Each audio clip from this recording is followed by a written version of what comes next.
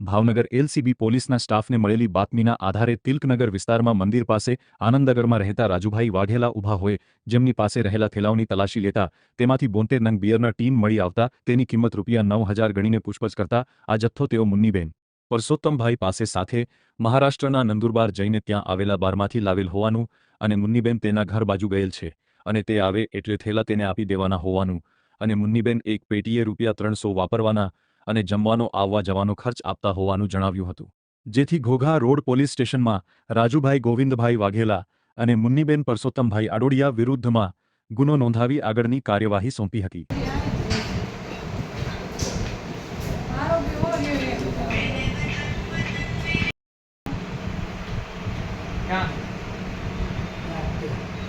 હજી છે